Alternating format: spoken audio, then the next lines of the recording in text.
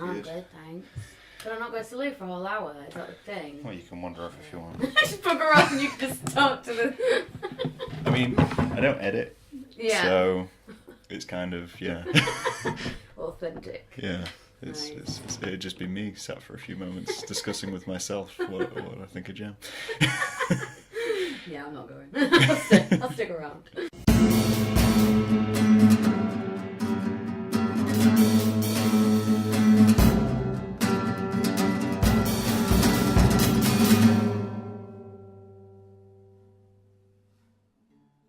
Is it just magically that it switches on? No, it's already going. It's going for it. Yeah, I started well early and then just... Smells nice. Doesn't smell bitter. No? It smells good. It's just really hot. I really, I've been debating the last few days, I really want a coffee sponsor for my podcast now. Oh, shit. Like, what about Stokes? Can I mention brand names? Yeah, do it. Stokes. Yeah, the Blue Ring people. It's like, great, I could get free coffee. Like, yeah, sponsor You know, it. I never have to buy coffee again. I'll get Stephen here for your next podcast. Just mention it lightly. Progressively interview everybody at Stokes. It's like, yeah, it'd be great for a sponsor. Yeah, I think I'm gradually making my way through guests, but there's always someone who knows someone. Yeah. So like obviously I've met you, which is the first question in the podcast of how long have we known each other? I was thinking about that, and I don't know, like a few weeks at most. I don't know, because we met at Crash Cars. Yeah. When I had Richard on, and then I came to Crash Cars. Yeah. I was aware of you prior, just due to advertising. Just shameless promotion. Well, I was going to Crash Cars, and you were promotion. headlining at Crash Cars. Yeah, so fair enough. I knew of you, and then I went to Crash Cars with Charlotte, who knows you previously from poetry stuff, and I was like, Yeah, and then it is a small city. get to know you more through. Yeah. I mean, because I was thinking about this, I've only known Charlotte a year. Really? But we've hung out a lot within that year. She's really cool. Yeah. She's awesome. Needs to sort out going on a radio. Yes. show. Everyone needs to go on radio shows. Everyone needs to come on the podcast and go on Charlotte's radio definitely. show. I told my daughter And then this go to morning, Crash I was like, she's like, what are you doing today, Mum? Which is weird because she never asked me that. And I was like, oh, I'm off to do a podcast. And she's like, podcast. I was like, what? She's like, nothing. I was just like, what? She's like, there's like memes about podcasts. I was just like, what? I was like, this is a cool podcast. It's on YouTube and everything. Well, and she was just like, I'm just checking. I've gone really paranoid. I haven't clicked it. It's got a little afro, a little hat. It's called a dead cat, actually. Is it? It don't look like a cat. It's because, you know when you get like a microphone show, or like a proper sitcom, Yeah. they're always fluffy, so they're called dead cats. That's cool. Put a dead cat on your microphone. Yeah, that's preoccupied me now. I feel like a podcast is, I don't know, it's one of those things that I started doing it because I was bored. Yeah. And other people started doing it because podcasts are cool and it's the thing to do. Yeah. And yeah, but then it's like a kind of a hipsterism. Yeah. But kind of not at the same Hipsterism, time. I like that. Yeah. Hipsterism. I think it's good. It's fun. Yeah. We're going to do a podcast for Witter. So that's going to be madness. I feel bad already. I haven't actually introduced you to anyone listening to this podcast. Yeah, it'll be alright. We'll get through that. So for anyone not listening, this is your Gemma Baker. I am indeed. I'd describe you as a poet. Yes. I think that's safe as a... Yeah, that's safe. Because, I mean, I had Chris on last week, and I described him as an actor, but he hasn't acted recently. Yeah. So he describes himself as a performer. Yeah. So I think it's, like, most of my life at the moment is just, like, events organising. Right. So I'm sort of, like, events organiser, spoken word performer, like, is usually the catch-all. Yeah. Just because I don't tend to perform and do much poetry just because I'm doing so many events. So, yeah. You got to find those little gaps to get you. Yeah, there aren't any. Like, I'm surprised I managed to get my book done. Like, I did that in, like, 2 weeks or something. I was just like, quick, get it done now. Otherwise it's not going to get done. How long's your book been out? No. Feel free to plug your book, by the way. I mean, I've got a copy. How long's it been out? I don't know. Like 2 months, maybe? Yeah. No. Oh, it's like mid-February. Shit, it's only been like a month. God, that Really? feels like forever. It must be only a month. yeah. Was there your thing at the Crash Course kind of like the launch? That was thing the for it then? unofficial book launch, because I was meant to have a book launch Okay. before Witter at the Blue Room, and I organised it, got loads of cool poets to come and help me out and everything. Yeah. And then Witter just took off, and I was like, cancel it all. Crash Course can be my unofficial book launch. It's fine. So yeah. Great. And the title of your book is, for those listening? No word left unspoken. No word left. Yes. I mean, there are words left unspoken, but I couldn't fit all the words Just in. a dictionary. Just an entire book of These words. are the words I can pronounce today. Yeah, pretty much. And what's it about? Like, in general? If you have a theme. It's so I mean, I awkward, haven't read it or bought it, so I feel bad at that. How dare you? People are just like, what do you write poetry about? And I'm like filth and swearing and like just I don't know. It's a mix. It's a real mix. Like just life, really. Yeah. Just Very personal stuff. yeah. Yeah. My daughter read it and was just like, I was like, oh shit. It's like, you should have read that. She was like, oh, it was really good. And like, I cried and everything. I was like, I thought it'd scar you. And she was Okay. like, I mean, it did in places. She's like, it did a bit. But it was really good. I was like, all right. It's that moment when you realise your parents are human. And you're like... Yeah, she was like, I it don't totally like makes this." sense. Like, I can make sense of you now. Like, I totally understand you and everything. I was like, oh, shit. That's interesting, though. Because I know, like, Yeah. I feel like a lot of parents do hide stuff from their Yeah. kids. Because obviously you got to be authoritarian. You got to be Yeah. respectable. So Think they grow about up to that. be respectable. Yeah. But then, yeah, I don't know. They really benefit from seeing a more Yeah. personal side at times. Yeah, I think so. Like, I've always tried to sort of keep sort of life stuff away from them, kind of like not sort of share too much of what's going on and everything. Like day to day, yeah, completely. We're very open and everything, but like more personal stuff, like I've tried to keep them away from stuff like that, and I think it makes them think that I'm like just this non-human robot that's like she's like, oh my god, she's got feelings. I'm like, yes, I do, but you're not supposed to know. Yeah. I think everyone went through that. I mean, I got thinking that quite recently. Yeah. Just because, I mean, it was maybe a year or two ago, my grandfather died. Yeah.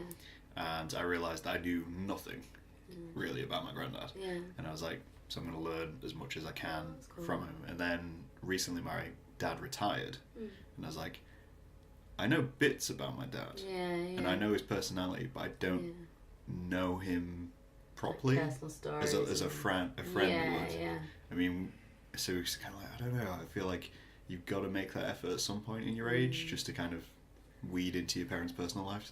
Yeah, I felt like that with my nana. I was like, just wanted Yeah. to tell me all about her life. Like, it's like so much I didn't know, sort of thing. But Yeah. I've kind of, there's a sort of a poem in the book about sort of looking back at childhood and being like, oh, like and looking at like my mum now and just being like, oh, you're a human, and like it's just like, well, you know, I think like having kids myself and everything, it makes you put things into perspective a lot more, and you can understand that it's not always easy.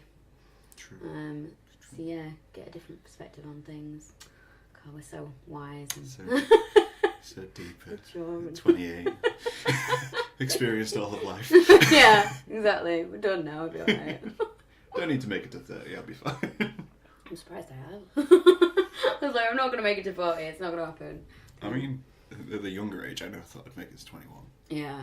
I was, in a way, I was kind of determined not to make it to 21. And my brain Yeah. was like, I'm gothy, I'm angsty, I'm not making it to 21. That's the dream. Yeah. Yeah. And then it always seems like when I was younger, like being 30, it'd be like, God, that's so old. Yeah. And like I'm 30 and I'm just like, I feel like I'm 33. And I feel like an 18-year-old. It's ridiculous. Yeah. I live like a student most of the time. It's terrible. I think that's Live off coffee and... not necessarily terrible. I mean, it's fun. Yeah. My liver doesn't agree. No. But it gets stuff done. That's what you want from life. Just to get stuff done. Pure productivity. Now I go in waves. It's either like all or nothing. I'm just like in bed, not do anything for a few days. And then I get really bored. and then I'll just be like, and the girls, I feel so sorry for Sarah and Mel because the last couple of days I've just been on one. And I'm just like sending them all these messages like this and this and this, we're doing this and we're doing this and we're doing this, and they're just like, okay, all right. I'm like, sorry guys. Yeah. It's like I just won't sleep for like weeks, and then I'll sleep like 16 hours a day. Yeah, I just don't sleep consistently. Yeah. So, Yeah. but I think that's good. Mm. I mean, I think in a way you're, because obviously I see you quite active online and the amount of things you get involved in. Yeah. And you're one of the few people who I've met who is about as productive as me. Yeah. Because I just don't stop. Yeah. I just keep doing things. And people always go, I don't know how you do it. And I'm Yeah. like, I don't know. Yeah, exactly. I just do it. And, Yeah. And yeah, kind of seeing you do things like, yeah, I get that. Yeah. I can appreciate that from this side. Yeah, seeing someone else do it, it's like, Yeah. oh my god, like seeing Sarah and Mel do organise Witter with me, it was like seeing how much sort of time and effort and energy and mental effort and emotional exhaustion that they were going through. It was like seeing it from an outside perspective and just going, shit, how do I do it? I don't know. Exhaust myself. I really do exhaust myself. But yeah, I'd rather be busy. Like I'm not good when I'm not busy. I just fall into depression. I'm just like, oh, this is horrible. Just like, quick, what can I start next? So yeah, I've just got to keep really busy. So I've got 4 events now, so that keeps me fairly busy.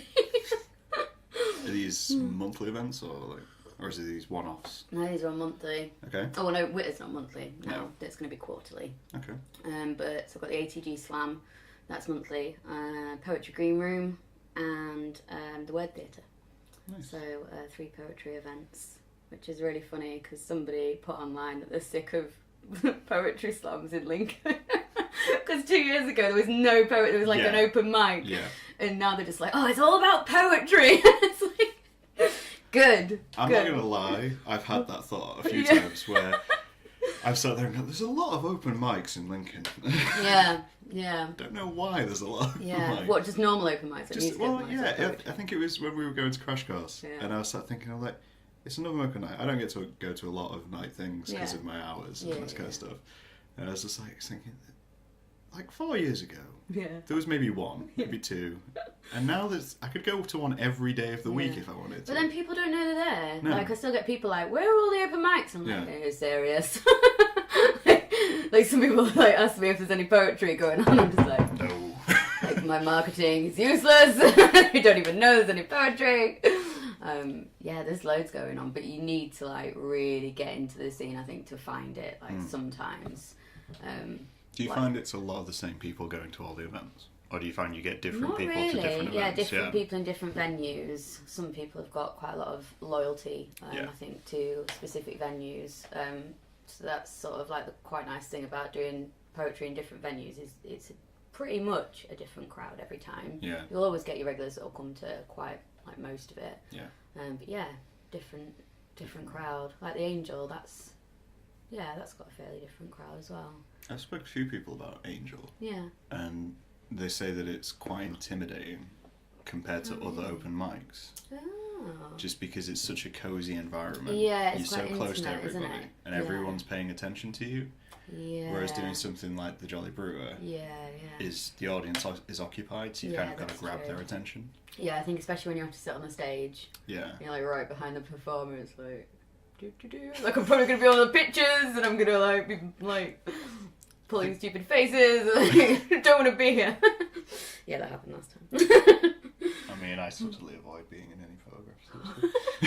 I can't. Every time someone takes a picture of me, it's like it's just an automatic reaction. As soon as I hear the click, I pull a stupid face. Like, not even intentionally or anything. Your brain just like, you need to go. You should go right now. It's like, why? Why? Don't do this to me. Like, yeah, if I can't take good pictures, it's shocking. It's terrible.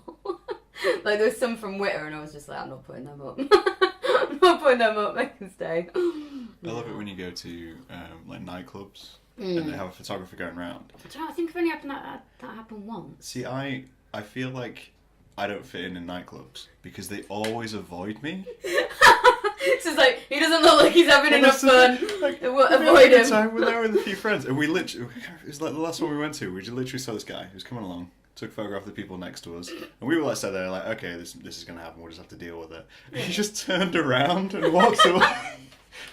Nice. You clearly don't have the right vibe for whatever he's looking for. Yeah, he would have sat there just like, Yeah. Yeah, bless you. No, I don't really go to nightclubs. No. Obviously, Cubes. We're in Lincoln. It's an institution. I've got a poem about Cubes. You've got a poem I went about in there Cubes. sober once. It was the worst time. I've been in sober and it's been hilarious. It's horrible. It's just like, why does it smell so gross? What's wrong with everything? Yeah, so you need to be blind drunk to be in there. I feel like we need to explain Cubes for anyone who doesn't live in Lincoln. How would you describe Cubes? Every city or town has got a Cubes. Yes. Everyone has. It's got sticky floors. It's got crap on the walls. Like, it smells weird. The drinks are cheap, and you always end up there at like 4 a.m. But it does have the best music in Lincoln. My problem with... Right, so this is my problem with every other venue in Lincoln. Yeah. Is that they all play the same playlist. Yeah, to be fair. So it doesn't matter which venue you go to, you get the same music. Whereas Cubes, you wander in, and it's mostly alternative stuff. Mm-hmm. But they do throw in the occasional pop track and different track. Yeah, true. And I just like that there's no pattern to it. Yeah, that's true. They do quite a lot of like old school, like 90s, and you can just be like, I know this song. Yeah, it's good when you... And you can request songs. I mean, you can. We found out how to beat the system. How? We get a large group of us and we all text the same song. Which is how, in the middle of... I can't remember if it was in the middle of like a bunch of new metal, we got Toto played. Nice. Because we just kept spamming Toto, Rains Down in Africa. He just wouldn't stop texting until he just gave in. You've got to play it. Yeah, you can have it If there's a song you want to play, Yeah, Cubes. Yeah, I mainly just go to open mics. Yeah. Went to another great event that's quite hidden. Is the Guild Sessions. Okay. They're really good. They're at St Mary's Guildhall on the High Street, and it's like beautiful venue, and it's like folk music and world music, and they have a poet as well, and it's just like so relaxing. Yeah. It's so nice. I mean, it's usually got an accordion in. I'm a bit of an accordion fan. So accordions and banjos and fiddles, and it's just like, it's just so relaxing. Yeah, just go there to chill. That's nice. That's a good event. Yeah. There's loads of good events. I try and tell people about them. I try and tell everybody about everything all the time. Like, there's loads of stuff. Go to all the stuff. They're like, oh, I didn't know that was on. I'm like, I told you 12 times. Come along. Yeah, I think it's really important to like support other events and just like music and art and anything creative. Like, I try and get to as much stuff as possible that my bank balance and liver allows. Yeah. But it occasionally fails me. No, yeah, I agree. I think that's one of the drawbacks of working hours. I do miss going to art events. Yeah. And exhibitions and all that kind of stuff. Yeah. You gotta weed out and go to it. Yeah. Speaking of which, when is your next Witter? Do you know? Well, it's meant to be June. Okay. And that allows us time to apply for Arts Council funding. But I'm looking at possibly, so Arts Council funding, if you're apply for under £15,000, you get the sort of decision period is 6 weeks. Right. It's usually more than that. It's supposed to be 6 weeks. If you go over 15,000, it's 12 weeks.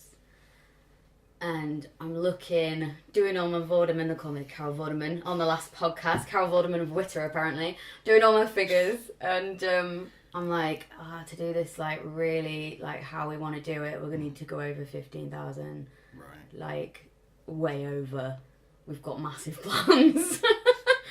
Massive plans. It was just like, but then that's 12 weeks, so it might be like end of July, I don't know. Okay. June, July. Sometime in the summer. Yeah, we might have like a couple of networking meetings before that.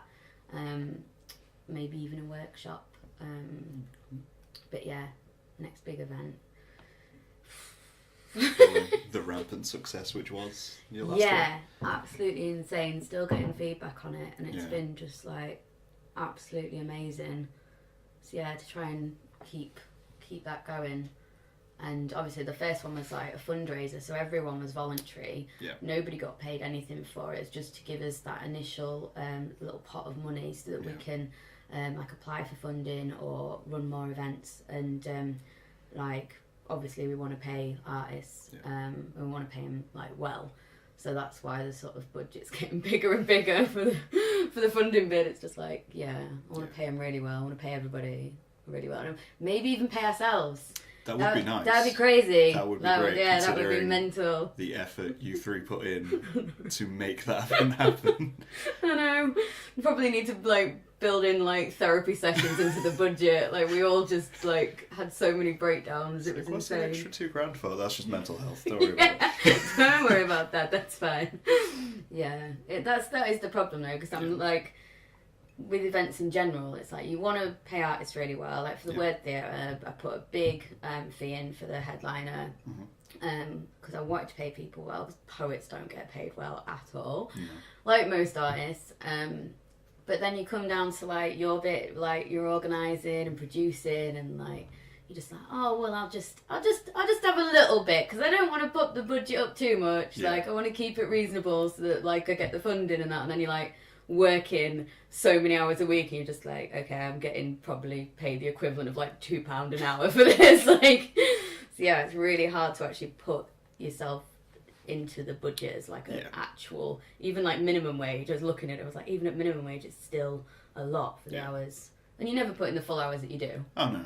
It's just like, oh, it'll probably be 15 hours a week. It's like, it's not going to be 15 hours a week. It's going to be so much more than that. I love watching artists do accountancy. There's something kind of beautiful about it. It's like someone who can consider abstract completely is fine with abstract, but is given an Excel spreadsheet and is like, I don't like spreadsheets. I don't like this. I don't like spreadsheets, but I do like maths. I don't know why. I love spreadsheets. It's kind of weird. Spreadsheets scare There's, me. like, some morbid reality to a spreadsheet that it's able to do everything I can't do. I don't know how to program it. I just, like, open it up and just go, put that in a box, that looks like a spreadsheet. I don't actually There's no make fault it like... with it. It's just a page of numbers now. I'm just like, well, how does that organise it? I don't know. Yeah, I should go on a spreadsheet course. It's something I've been putting off for ages. You've got to value your time, though. I know. I mean, I was self-employed for a little bit, and I don't charge nearly enough, and I still don't. That's why I give stuff away for free. Yeah, exactly. Like, what artist actually earns, like, the equivalent of minimum wage for the hours that they put in? It's ridiculous. And then people expect things to be a lot cheaper as well, and time. You know, I've been sort of, like, approached for, like, workshops and things like that, and you're almost nervous to say, like, it's this much, like, and that's a going rate, and that's a good rate, and it's not too expensive, it's not too little, and you can just see their eyes just kind of, like, terror just strike them, and you're just like, oh, I could do it for 50 quid, yeah, it's fine. It's like, no. And I think that's kind of nice, though, that you want to pay people more, because it is a nice, I mean, I did Frequency. Yeah.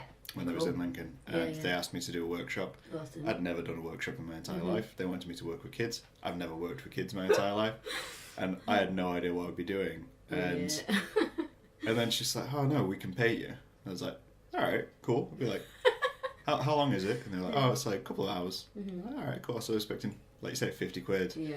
Nothing huge, maybe minimum wage. They pay me like 250 quid. And I was like, what? My time's not worth that. Yeah, it is. It should be. That's the sort of fee you should get. You should get that. Nice. But I think, especially when you're just starting out as well. Yeah. You know, you accept. You like you say, it's like, what? I'm getting paid. Like, I'm getting paid for this. This is novel. And then, like, sort of further down the line, you're like, why am I not getting paid for this? Because you know, everyone's got to make a living, and it does take up a lot of time. Like, I quit my job because I was just like, I can't do both. I can't physically do both. And I don't want to work in a chip shop for the rest of my life. Wait, that's not the dream? It's not the dream. I mean, free chips, free bad sausage, you know, you can't get better than that, really. I'd but work in a chip shop for the rest of my life. No. No. Much rather do what I'm doing, even though it's stressful in a different way. Like, it's stressful, but I enjoy it, so it's fine. I did see a statistic the other day which said that people who are self-employed go for it. Yeah. It's saying people who are self-employed are much happier, even though they have less job security and less money completely. Yeah, well, you don't have to deal with any bosses. No. But then the responsibility lies with you, I suppose, at the end of the day. I'm always fine with being self-employed. I'm still registered self-employed. Yeah.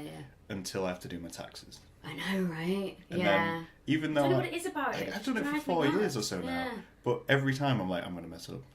I'm going to mess up. Someone's going to send me a tax bill and I'm going to prison. I don't even earn enough. I know, right? Yeah. I've been self-employed for most of my adult life, really. Yeah. Various jobs and everything because, well, having kids and everything, working from home is...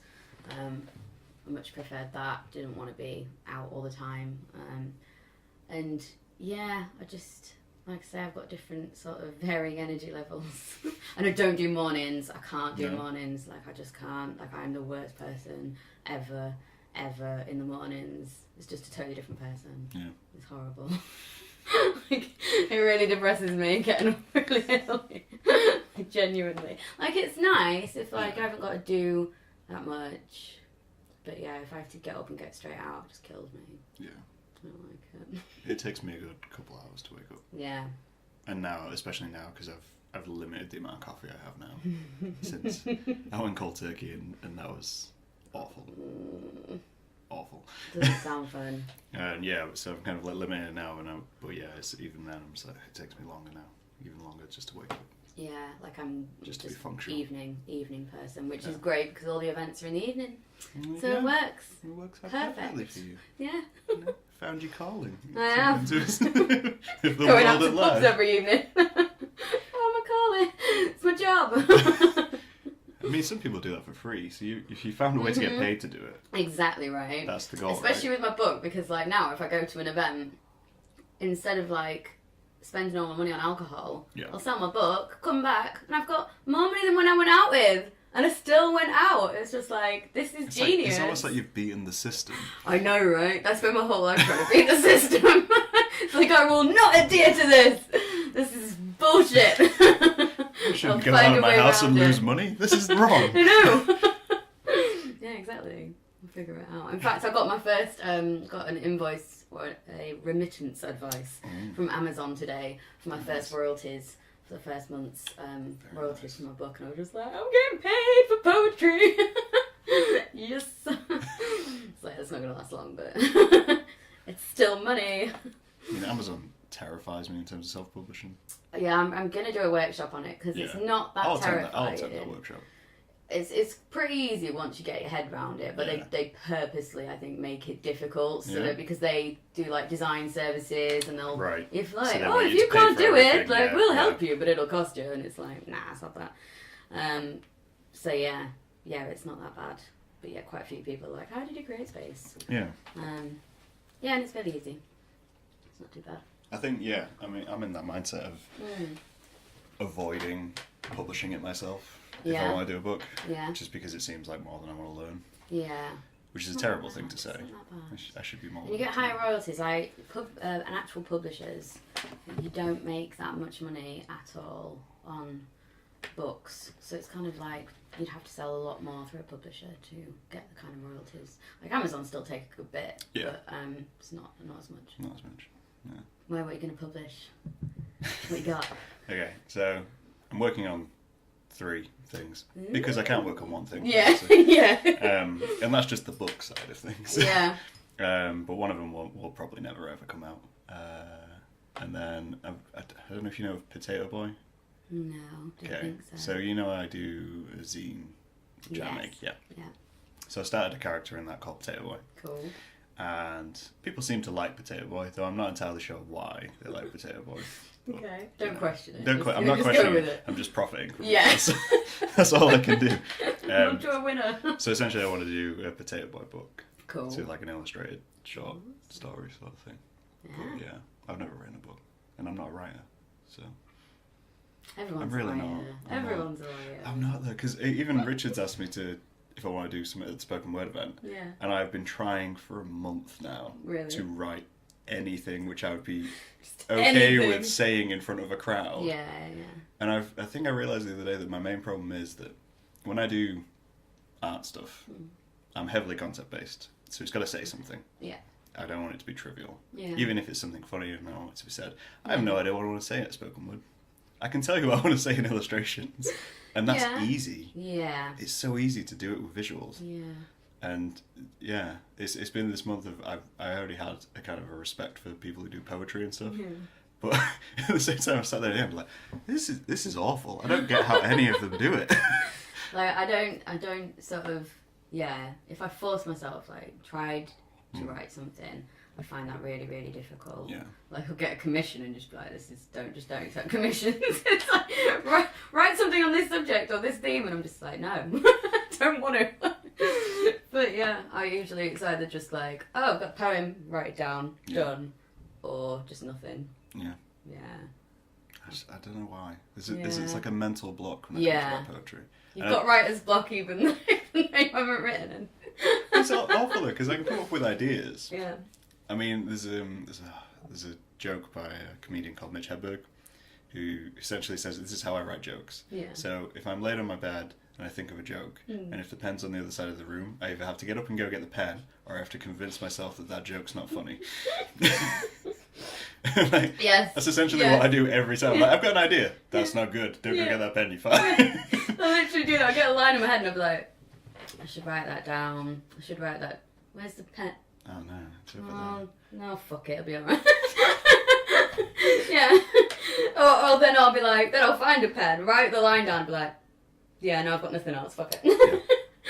Yeah. I can do intro lines. Yeah. First lines. There you go. Super easy. You could just do a poem of first lines. I could. You could. I'm the same with scripts. Yeah. I can write for opening scenes, no problem. I can write dialogue, no problem. Yeah. Middles, ends, no. Just no middles or ends. It's like everything I write never really ends. It's just like everything just kind of petered out. Yeah, you should do that. Just write a poem about like all the first lines you had and how you can't finish it. That's what I do. It's just like if I can't write anything, I'll just like write about not writing something. Or I do worry about that though. Getting too meta inside the whole art creating thing. Yeah. Because there was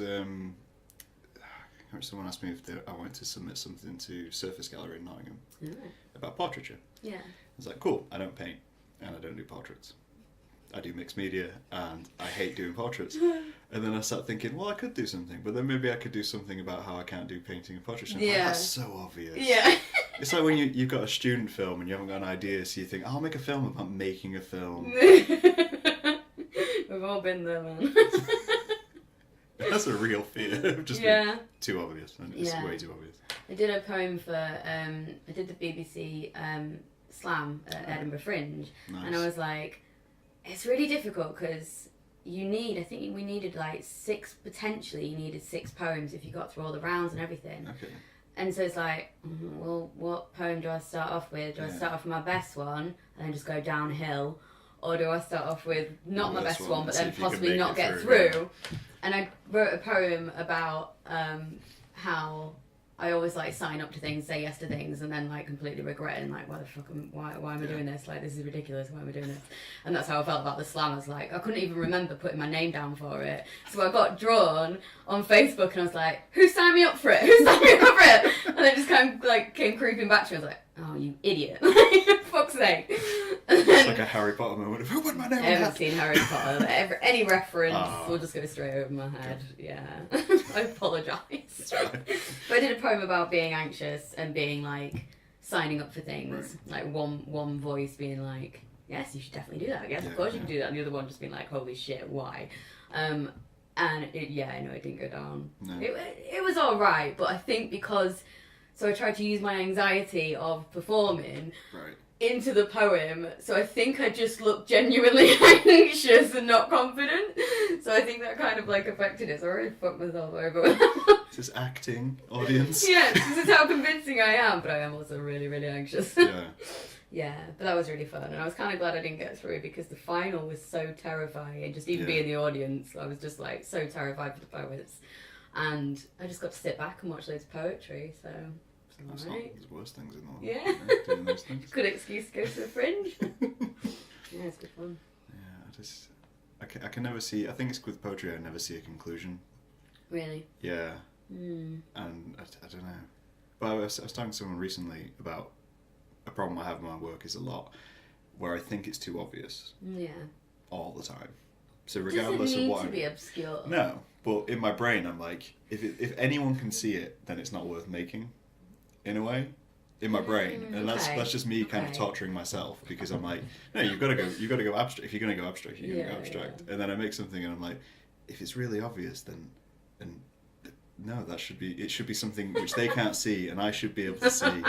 So they have to discuss it to get to where I am. Oh my days! Because then otherwise, I'm just everyone else, like, wow. And I can't be everyone else, even though I know that. Oh, I think, but sometimes I think that some of the most powerful poetry that I've seen and things that I feel that go across really well and get received well is the obvious stuff, because sometimes people don't talk about the obvious stuff, so you'll just say something and people are like, yes, like definitely, that's a thing, and like, why has nobody said that? And it's just like, because it's obvious, like we all know it, but we just don't talk about it. So when it's sort of like you bring it out, they're like, it's like the observational comedy of poetry. Yeah. It's like Jerry Seinfeld trying to just make it. Yeah, I'll go with that. Yeah, it's like, what's the problem with hand dryers? I don't know. What's the problem with mental health? I don't know.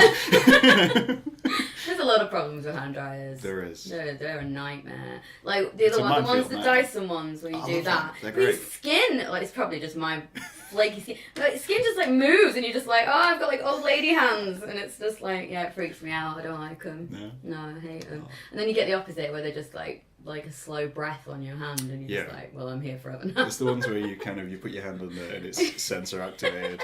You're like doing like just there for about 10 minutes, just trying to figure out even if it's going. What's this movement? Keep it going. Yeah, no, I don't like hand dryers. But you never want to walk into a public bathroom and find a towel either. Paper towels. They're the sweet spot. Like if I go into a bathroom, there's paper towels. I'm like, yes. Awesome. No messing about. Straight in, straight out. I think the coffee's hit me now. You finally got to that and point. And the energy drink as well. I'm just struggling. Yeah, it's like, ooh, the room looks different. This coffee's good. I mean, I think to just the fact about the scariest thing to ever find in a bathroom is an attendant. Or just a random person pretending to be an attendant. Yes, I'm your attendant. Well, you're just pretending to be an attendant. Why? The attendant needed to go to the loo. Okay. So he was just like, I'll just watch, because he's obviously got a little bowl with coins in it, and it was like, just keep an eye on that. So I just stood there, and people assumed I was the attendant. And I was like, yeah, why not? Yeah. You can do this. You can have a little spritz under your hands. And, I thought you meant you just went into a bathroom and was like, yeah, I'm the attendant. No, I don't just hang out in bathrooms. I know I give the impression that I'm homeless. But... Oh, that's weird. I don't think I've ever been in a bathroom with an attendant. No? It did. I think maybe it's a more male bathroom thing. Yeah. But I don't know why. Yeah. That's a bit weird, isn't it? Yeah. I don't know why you couldn't have an attendant in a female bathroom. Yeah. Because probably just because we take so long in there, like, we're in the mirror, like... It's not worth the hourly rate. Like, have you got any mascara? The turnover rate in a women's bathroom is too low for it to be worth just being in there. I love women's bathrooms. Yeah, I'm going to go with that. I love women's bathrooms. They're so awesome. Like, everyone's so, lovely and friendly in, like, pub and club toilets. They're all just like... Oh, you look really nice. I really like your dress, and like they're just lovely. Everyone's like just brilliant in the women's toilets. I feel like there's a misnomer with men's and women's bathrooms on a night out. There's an impression which you get, which is wrong. Yeah. Because I worked in bars and clubs. Okay. And I've cleaned women's toilets and I've cleaned men's toilets, and there's an impression that men's toilets are way grimier than women's toilets. Yeah. That's not true. Really? At the end of a night, the women's bathroom is always the worst bathroom. Really? It's the truth, and I don't know. But men's bathrooms always smell weird. They always smell weird. Why? But they're never too bad. So they smell weird, but they're clean. Yeah. And women's toilets smell nice, but they're gross. But yeah, there'll be something like, it's like you go into a men's loo and it'll smell weird, and there's likely going to be pee on the floor. Yeah. Just because, you know. Yeah. AIM is apparently a thing which disappears when you're drunk. Yeah. And nobody wants to use a cubicle. Yeah. I know a few people. Yeah, I know a lot of people that use cubicles. Yeah. Apart from cubes, because there's no door in the cubicle. So. We're not calling out cubes. No. But yeah, like you go in a women's bathroom and there'll be something which is going to take you longer to clean up than anything else you found in the night. Okay. Like the amount of times you just go into, I think it's maybe because like I feel like once you've made the mess, you abandon the mess. Just like, yeah, nah, see you later. It's not my problem now. So I've thrown up in the toilet. I'll take the toilet roll and put it on top of the sink. And I'll break the hand dryer on the way out. Whereas a men's bathroom, it's like, I'm going to throw up outside. I'll pee over the floor here, but that'll be it. I'll be fine. And the attendant's looking at me weird. And I don't... I'm really intrigued now. I'm going to start scouting out men's bathrooms. Just get into men's bathrooms. Yeah, I'm going to... I mean, you can get away with that. I can't. I'm not allowed in women's toilets anymore. We're pretending to be an attendant. If I get a staff t-shirt, I can just wander in. Just for the novelty and the documentary of it all. Yeah. Do a series on it, it'll be fine. The series of men in women's toilets. Oh, gross. And the odd faces you get photographing people in. Yeah. Yeah, maybe it's fine, it's for an art book. This is a terrible idea. Yeah. I'm going to illustrate you. Oh, gross. Terrible story. Yeah. I can't remember last time I threw up from drinking. I'm just like, oh, I remember those days. Nostalgia. Yeah. I can. I think I just... threw up a few times. Good few years ago, I think. My problem is when I'm drinking, I get dizzy. Yeah. And that brings it on. But I'm one of those people, I will stop drinking. If I feel myself even getting close to that, I'll just go, no, I'll stop. Yeah. Because I know once I'm past that, I'll keep drinking. And it's just going to make things worse. Yeah. I don't really have a stop button. I think just like, I usually end up in the scene and I don't really drink in the scene just because I'm already drunk because I'm in the scene and I'm just like, just end up dancing. I'd rather dance than like drink loads more. But like if I smoke when I drink, no, I don't know why, but like smoking when I drink, like I don't really smoke, ish, and it's weird. It's weird. Just made me start smoking again. The evening afterward, I know, sitting down with you all with cigars and cigarettes. That event was so stressful. I started smoking again. Mel started smoking for the first time in her goddamn life, and Sarah accidentally broke her sobriety. Like, completely destroyed all of us. It was such an interesting moment, that, because, I mean, I love Mel, but watching Mel trying to light a cigarette. Just like, Mel, it's the wrong way round. No, I'm sorry. Mel, you've got to put it in your mouth. I was literally like lighting them for her and giving them to her. She was adorable, bless her. Yeah. She tried. See, I can't help but smoke when I'm drinking. Yeah. I went to a house party recently and I told myself I wasn't going to smoke. Yeah. I had a clear line of I'm not going to smoke. I don't have any cigarettes on me. Yeah. I don't smoke when I'm not drinking. Yeah. I will bum a cigarette if at most. 2 drinks in, I went to say Spa, bought cigarettes, and came back and was like, yeah, I'm smoking. I think that's it, like 2 drinks in. Like 2 drinks in, 1 or 2 drinks, I'll be like, I need a cigarette now, I need a cigarette. And then like after that, I'm just like, no, I can't have any more cigarettes. Where have I got a pack? I don't have a stop limit on cigarettes. Yeah. Which is this. That's the worst thing, because they don't sell them in pack of 10s anymore. I know. So you buy a pack of 20, and then you smoke a pack of 20 cigarettes. Yeah. Which is why I always offer people cigarettes. Just take them. Please take them off Take one. Please take one. Limit me to at least 10. I gotta find 20 people. Yeah, just take them, take them. Just wanted one. Just one. Yeah. Yeah. I used to smoke tobacco. Right. And then, so, when I've started smoking again now and again, I'll be like, well, I'm not going to get a whole pouch of baccy because that's going to last me forever and I'm going to get hooked again. So I'll just buy a pack of cigarettes because they'll go dead quickly. But I don't know cigarettes anymore, like, because I've smoked baccy for so long. Yeah. I'm just like, what do I ask for? And they obviously, like, they shroud it now in, like, this, like, secretive blinds. And I'm like, have you got menthol in there? Like, what are they? What have you got? And they're like, we've got crush balls. And I'm like, what the fuck are crush balls? Like, yeah, it's so confusing. And I've got, like, a really horrible pack of cigarettes now that is just not fun. Like, every time someone has a menthol, they have, like, really nice menthols. And when I buy them, they're like, just the worst things ever. See, I always buy menthols. Which ones do you buy?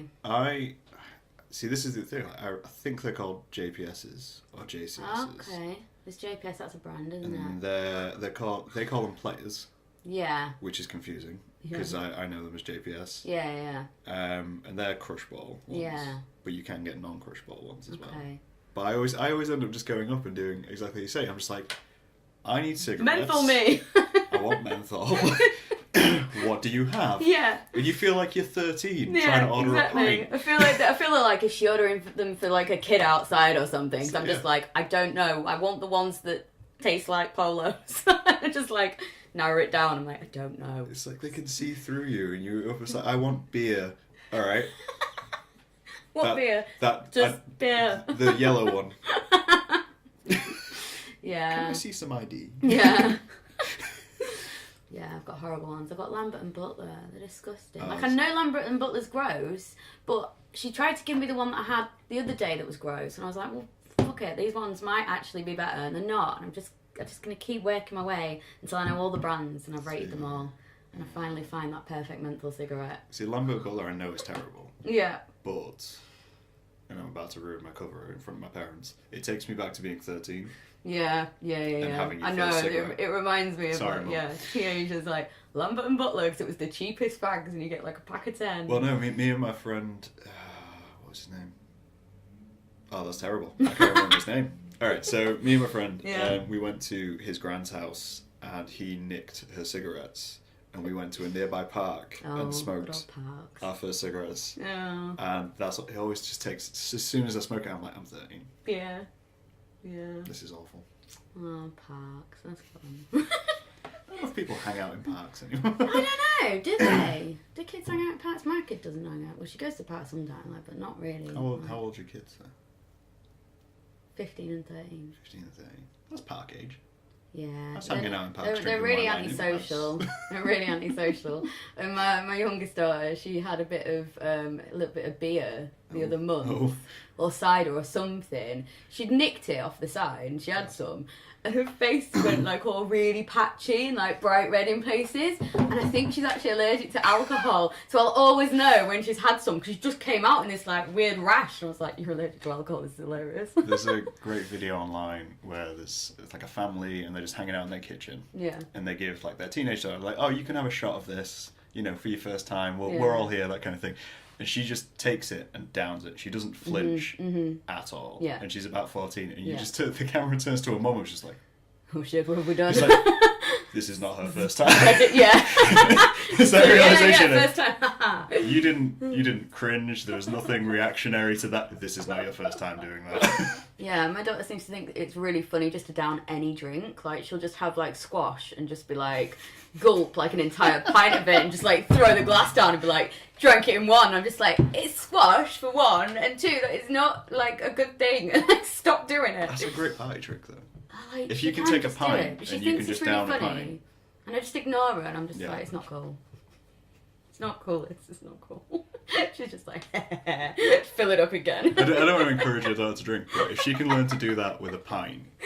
No, God no. If she can learn to do that with a pint, and imagine going to a bar and watching someone order a pint. She's and really just little as well. Turning around and just like, yeah. And then putting it out. She would do, and she'd just think it was really funny. Yeah. Don't. I'd be stood at the end of the bar just like, what the fuck is this? I don't know who this person is, but I need to know them. Don't encourage her. God no. Yeah, she thinks it's hilarious. She's so weird. She'll only eat like prawns, sushi, olives. And that's it. Yeah, that's all she eats. That's a weird diet. She's like, Mum, can you get me some sushi? I'm like, seriously, I cannot afford to feed your ridiculously expensive eting habits. You're like the most middle class daughter ever. I know, right? I know. I'm like, I can't afford it. She's like, I want king prawn. Just like, for the love of God. They're like $3.50 a pack and she'll just eat them. Just eat them like a snack. Just send us to Grimsby. Tell her to work on a Well, fishing I'm boat. from Grimsby. There you go. It must be in It's in your blood. It's like, I need seafood. I'm allergic to seafood. You're from Grimsby and you're allergic to seafood. Yeah, I know, That's the irony. incredible. And I worked in a chip shop. And you worked in a chip shop. That's actually, but I didn't know I was allergic brutal. to it until I was working in kitchens. Yeah. And I was working in, it was Branston Hall actually. Mm-hmm. And I was working in there and we did like a crab pate or something. And I found out I was allergic to, like I wasn't allergic to it originally, it just kind of like kept developing and then all of a sudden I couldn't breathe. So yeah. So I'm like, have your prawns but don't put them near me.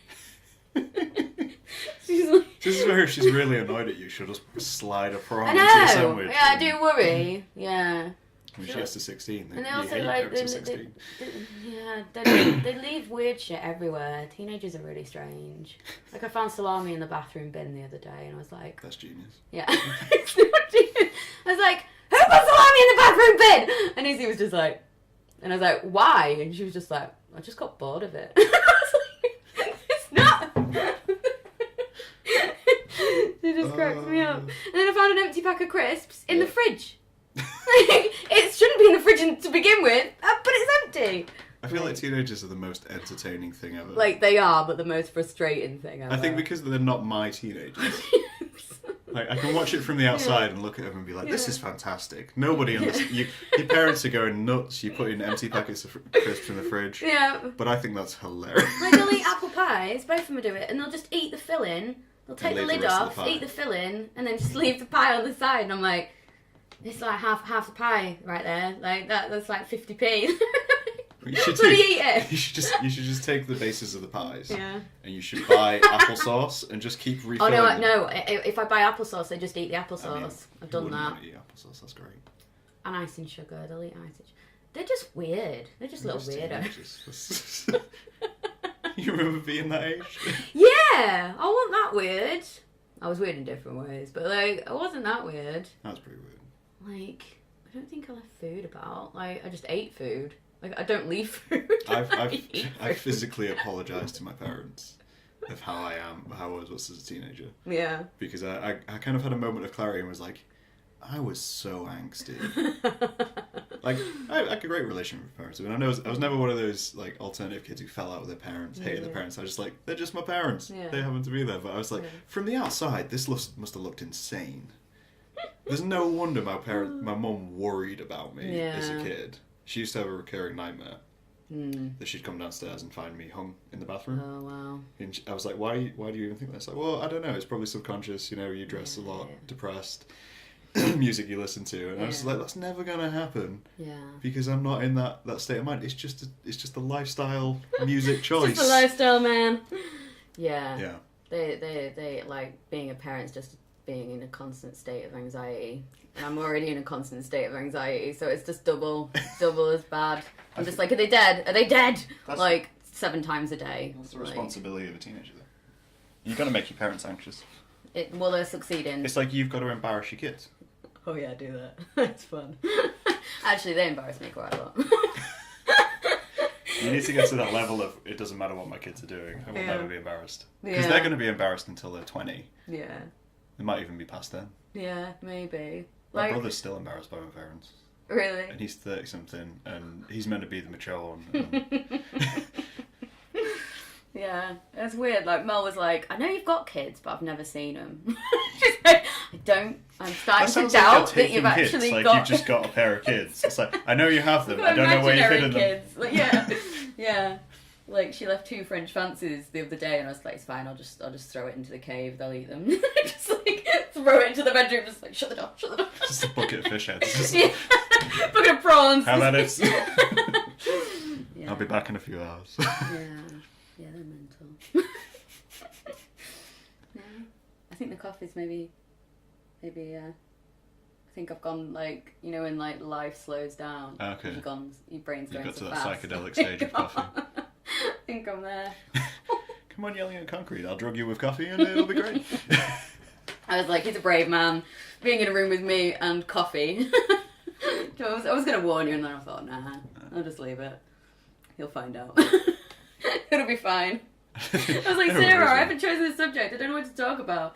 But he's got coffee, so I probably just won't shut up. And she's like, yeah, that's what I did. That's fine. That's perfect. They were hilarious. Watch that. Yeah. That was so good that it broke my laptop. It broke your laptop? Just laptop just died on me like halfway through. Just like, nope, can't do it. Can't do it. So it's too much. It's too great. It's too good. Too much awesome in one place. Too much awesome. There you go. All the awesome. Yeah. It was good. I enjoyed having them on and chatting about Weir and stuff. Yeah. Because it was the first time I've had 2 guests. Yeah. So it was interesting to see how that kind of responded. And obviously we wanted you here, but you're busy. What was I doing? Doing everything as usual. I can't remember what I was doing. I was doing something. I can't remember. I really can't remember. We'll have to have you back on before your next one. Yeah. All 3 in one room. Are you sure? Yeah. Are you sure you're up to that? dear me. Yeah, that would be terrifying. Like, we had a meeting on Sunday. Yeah. And they came round at like 7:30 and like left at like 12:30.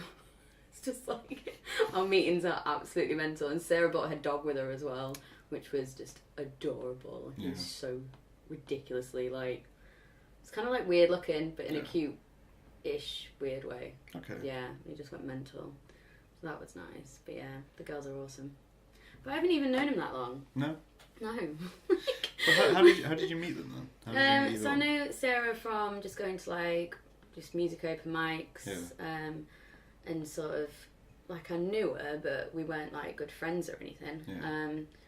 Up until I asked her to get involved with Witter, and then Mel sort of got to know her a bit more, but again we weren't dead close or anything. Yeah. So Witter's really like brought us all together, and now we're like ridiculously can't live without each other now. Like, we've got a little group chat on Facebook that just gets updated every like 30 milliseconds.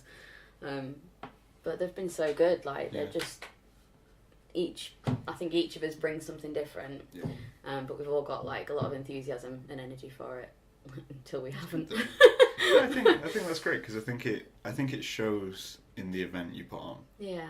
I think it's kind of in a way, obviously you came together as 3 individual women and then supported one another. Yeah. And then that's been expunged into a larger audience. Yeah, exactly. That's sort great. Of shows that if you actually work together and everything, like, you can do loads. It's a real world example of the phrases which everyone throws on Tumblr. The what? The phrases everyone throws on Tumblr. I'm not on Tumblr. I've never been on Tumblr. Damn, it's terrible. It's awesome, but it's terrible. I'm not. Yeah, it's like the women's bathroom. I'm going to go to Tumblr now. Your experience with women's bathroom is walking in, it's friendly, everyone's friendly, and that's great. But then occasionally, someone's thrown up, and that's terrible. Yeah, someone throws up on Tumblr. I'm fairly certain there'll be a Tumblr for that. Oh, it's weird. Yeah, I don't get it. Like, I don't get most modern things. I feel really old sometimes. I feel like this whole podcast has been discussing how old we feel. And things we've had as we've aged. Yeah, I feel old and young at the same time. Maybe that's your subject for this. Maybe. Gradual aging. Oh, wow. Right, Gemma on. Gradual aging. That's the thing. Yeah, maybe. Like, I feel like I was more responsible when I was younger. Do you feel like you could have done what you do today when you were younger, though? Like, if you were 25, 22, do you think you could have done what you've had? I've always been, like, really, like self-motivated when it comes to like trying to make a living and doing what I want to do. But when I first sort of was given the opportunity to do an event in Lincoln, so it was a poetry night at the Drill Hall, and they approached me about it, and I was just like, I can't bloody run an event, like, this is insane. Like, totally sort of won the meeting I had with them. I was just like, oh yeah, definitely. And I was just like, oh shit, I've done it again. Signed up to something that I can't do. Like, there's no way. And I had a proper like meltdown. Like, I cannot do this. Like, why did I think I could do this? And it's so I was sort of like forced into it, really. But forced myself into it. Yeah. But I think, like, I've never been one to just be like, oh, I can't do it, so I'm not going to do it. It's like, well, I can't do it, and that kind of annoys me, like, that I feel I can't do it, so I'm going to do it. Yeah. So, yes, sheer stubbornness. And then just really just, like, learn as I went, really. Yeah. And then the more you do, the more you're like, oh, shit, I did it. Yeah. Cool. Maybe I can do that. And then you're like, the next thing, you're like, no, I can't do that. I can't do it. And it just keeps going. That's basically my life. That's the cycle. Yeah. Yeah, it's like, we can't do this. It's like, well, let's give it a go. Yeah. If we don't do it, but... I think that's a good message. Yeah. I think that's, anxiety takes a lot of people down. Yeah. So I think having someone who does go through it is always a nice kind of beacon for people to go, well, if they're saying they can do it, even if I fail, I've tried, kind of thing. Definitely. Like, when I first started performing, like, it took me months to get up on the mic, like, of going to the open mic, and when I first started performing, I'd shake, my whole body would shake, and like my head would shake, and I'd be trying to read my paper, and I'd like the words are just like going everywhere. I'd just like, and I'd just like whisper into the mic and like just want to get up, like just go and sit down, and it was horrendous. Like I've always struggled with anxiety, and one of the scariest things for me ever was like getting on a microphone and standing in front of people. Now I do it all the fucking time, and it's just constant exposure of doing it, and it just sort of like I get massive adrenaline rush after. Yeah. I'm just like, I did it again, I did it. Like, woo! yeah, like the post performance thing is like a big high. But I always get really, really nervous before any performance. Is just like badly nervous. But I know that I can do it. Yeah. Like I'm just like, cool, feel anxious. That's the expected It's normal, and you're still going to do it. Yeah. And you'll do it, and then you'll feel great.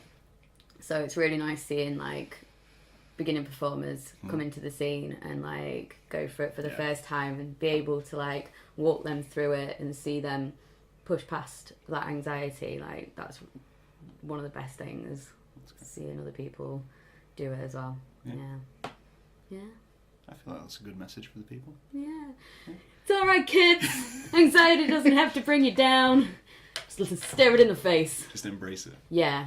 I try and do it so it's like, oh, this isn't anxiety, this is excitement. That's a good one. It's like, feels kind of the same. Yeah. It's like, you're really, really excited about this, Gemma. So why do I want to run away then? It's like, it's just because you're so excited. It's like, yeah, this is what excitement feels like. You've just never experienced it like this before. You're lying to me. Yeah. It always feels great after. That's great. So I'm nervous just thinking about it now. Don't panic. You're okay. The coffee! Yeah, it's just the caffeine. That's getting there. No, I think that's a great message to kind of bring us to an end on this. Yeah. Just as a final, what have you got coming up soon to plug? So what day does this come out? This will be out in 2 weeks. So. What day is it today? It's okay. 20th today. Alright, so it'll be April. Yeah. We go going on April. I don't know. You don't know? It'll be the slam. The ATG slam is usually at the beginning-ish of the month. Poetry Green Room is usually sort of like the second week. And the Word Theatre, I do know that. I think it's on the 19th of April. I want to say it's the 19th of April. We've got Toria Garbutt, hopefully, and she's amazing. Yeah. Sounds good. And obviously, everyone should follow the Witter. Yes. Get involved. Get on the page. Get on all the pages. So tired. We'll let you have some rest now. Thanks. But thank you for coming. Thank you. And we'll talk to you guys later. Thank you very much.